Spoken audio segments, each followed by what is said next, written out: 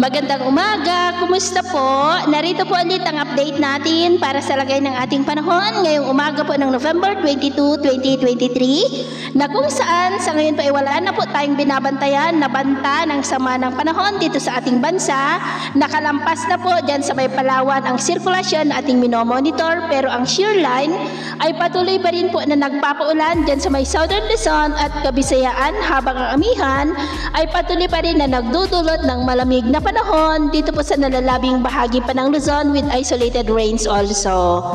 At sa ating wind map forecast, walang banta ng pamumuo ng sirkulasyon o bagyo hanggang po sa matapos ang buwan na ito. Gaya ng inyong nakikita ay posibleng storm free po tayo. At sa lagay po ng ating panahon ngayong madaling araw, dahil sa shear line ay may mga pag-uulan pa rin sa malaking bahagi ng Bicol Region, Mimaropa, Quezon, Eastern Visayas, Central Visayas, ilang bahagi ng Western Visayas, maging po dyan sa ilang bahagi ng Caraga, Northern Mindanao at Zamboanga del Sur. At mamaya ay sisikat po ang araw sa malaking bahagi ng ating bansa, pero dahil sa shear line ay may mga isolated rains pa rin sa malaking bahagi ng Southern Luzon, Panay Island, ilang bahagi ng Negros, Cebu, Bohol, Northern Leyte at Northern Samar, maging po dito sa ilang bahagi ng Cagayan.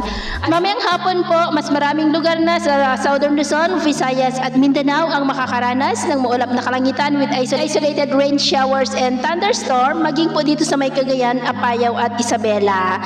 Kaya mag-ingat po tayo sa mga banta po ng mga pagbaha at pagguho ng lupa. At sa atin naman pong mga baybayin, dahil pa rin sa amihan at shear line ay may kataasan pa rin ang mga alon sa seaboard po ng Ilocos Norte, Batanes, Cagayan, Babuyan Islands at seaboard ng Silangan ng Luzon, hanggang po dyan sa may seaboard ng Northern Samar, dahil ang mga alon po dyan ay posible pa rin na aabot hanggang po sa 1.5 to 2.5 meters height. Iwasan muna natin ang papalaot dyan po sa mga may kulay pula para mas makaiwas sa mga sakunang pangkaragatan.